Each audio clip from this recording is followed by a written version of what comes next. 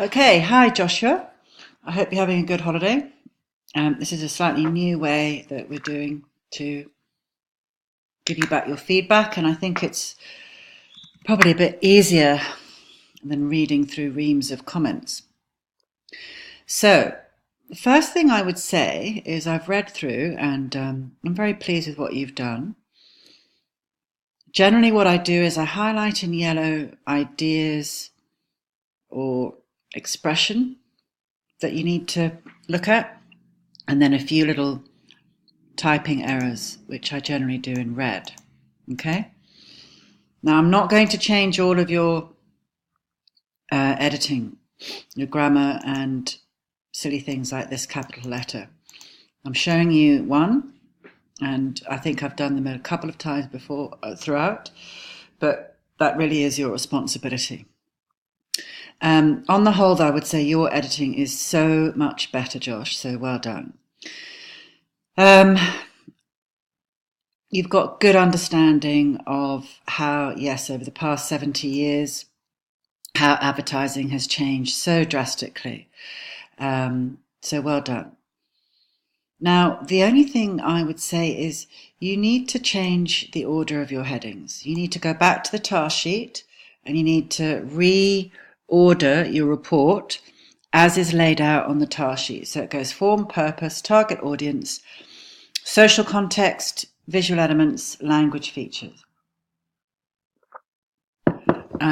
So could you please sort that out? Now, yep, you're good with the purpose, promote the airline to the majority of the Australian population. Now, what I'm not,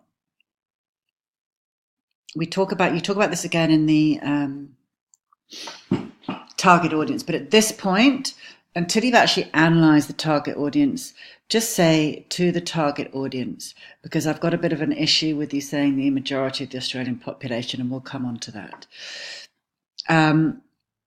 Just go back to the PowerPoint now. Just make sure that you, in this section, you show your understanding that the purpose of all advertisements is to promote their product or service, in this case it's a service, to their target audience in a way that makes it memorable. And they usually try to do this by building an interest or a desire for the product or service by appealing to certain desires or values which are common to all of us. So you need to go back to the PowerPoint handout where I printed out that slide. And I think what you need to decide which value each of these advertisements appeals to. Here you've got for business or pleasure, save time, travel by Ansett. So if it's about saving time, then I think you're looking at either value or ease and simplicity, or here we go, ease and simplicity and leisure time. So you'll have more free time if you get to your destination by flying Ansett. So go back to that printout, and I think we're looking at appealing to the desire for increased time. It might not necessarily be leisure time, but to save time. I think you've touched on that, and the Qantas is. So I think also when you're saying that they're highlighting their safety, then that's a technique which is probably that'll become under their your language techniques, but that's playing on the audience's fear. They don't want to crash, so they want to fly Ansett, but we'll come on to that. But yes, you're right. They're trying to attract the target audience by creating this connection that they believe they'll be safe and comfortable on their flight, and that they'll get there in the quickest possible time.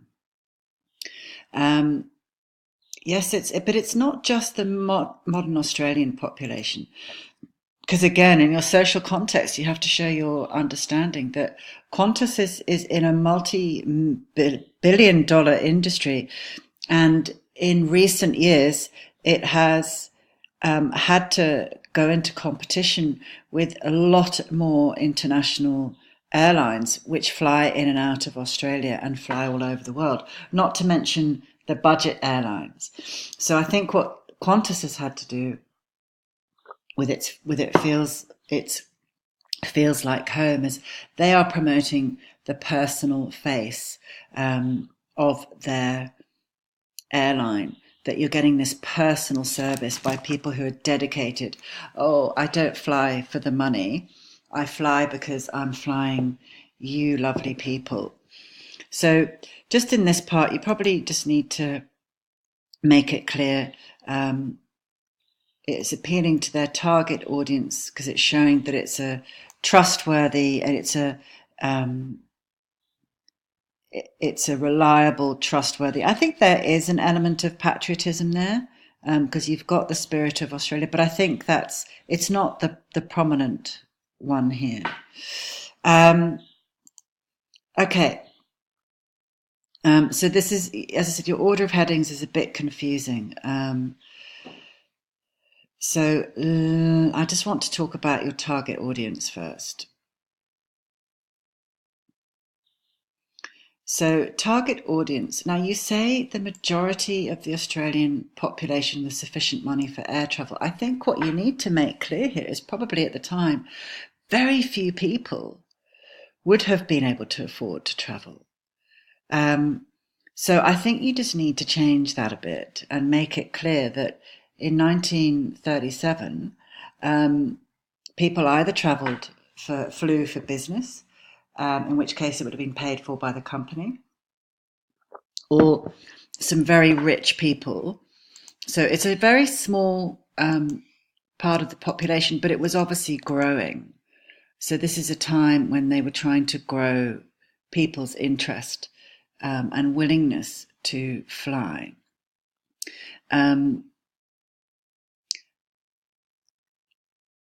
And you're talking about, yes, people who needed to go, so this is your evidence for saying, yes, it would be for businessmen and women, but predominantly men, and people of a higher economic status who would be able to afford to travel, because I think in those days they drove, or you went by train or bus.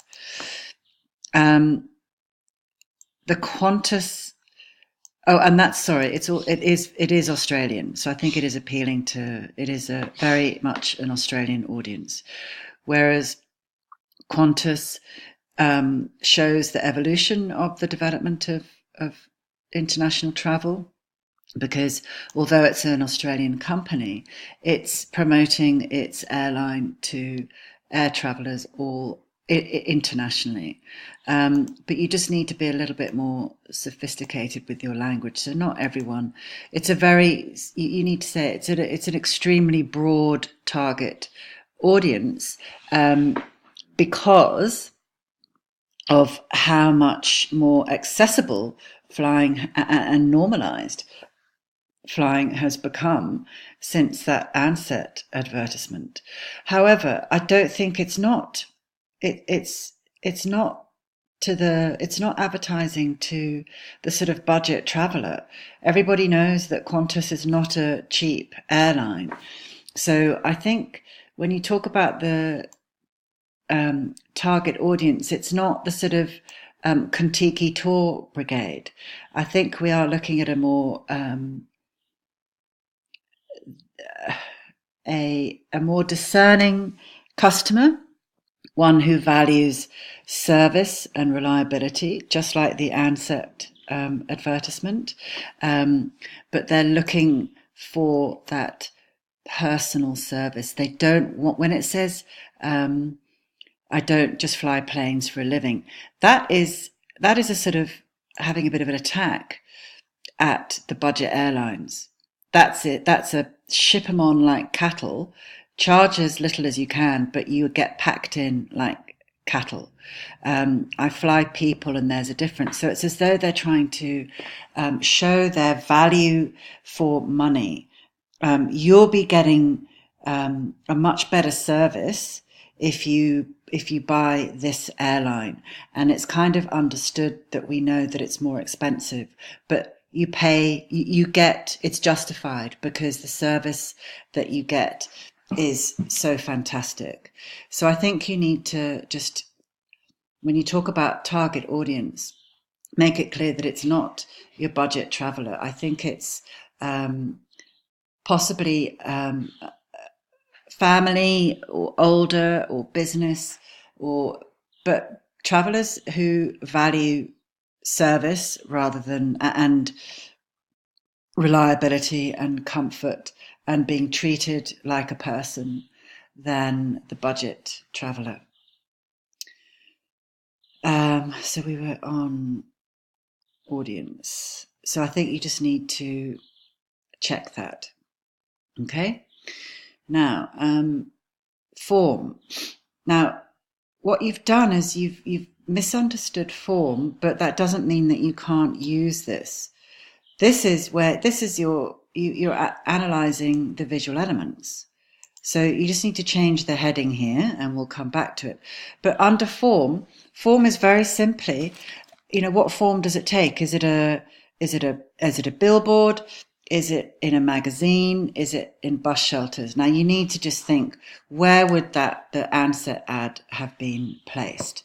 Would it have been in magazines, or perhaps in newspapers, Australian newspapers? And the Qantas one, again, it might be in a newspaper, it might be in a paper, might be in travel supplements, but it would certainly be in travel magazines. Give some examples. It might be on billboards that are placed around airports. Show your understanding of the placing, the positioning of form. And then this, what you've written, needs to come under the title of visual elements. Okay, so you've just got to work on reorganizing your structure here to make it more logical. So when you talk about this is visual elements. So you're saying they use visual elements of advertising in different ways to promote their airline, and you're doing well because you're highlighting the fact that it's the brand that is using these conventions. So that's knowledge and understanding in your analysis. But you do need to use more technical language, Josh. You need to go back to that elements of visual language handout.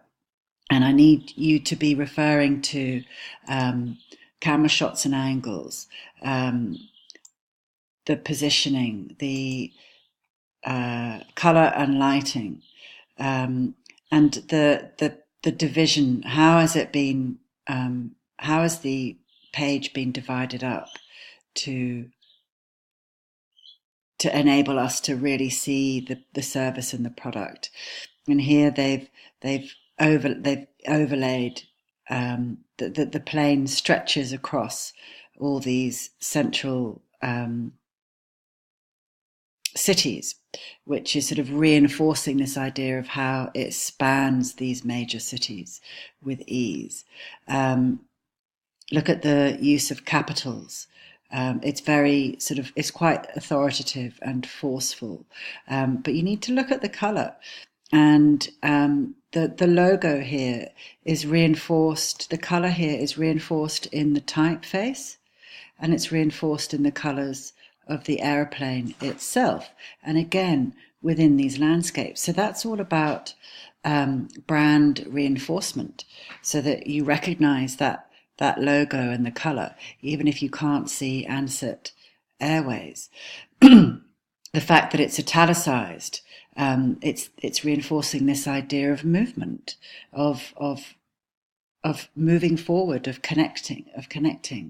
It's this sort of energy of flying. So when you look at these are all aerial shots of the cities. This sort of gives the impression of what these cities look like from up in the airplane. So when you look at this, you can see the aeroplane flying, but the shot that the viewer is given of the cities is one from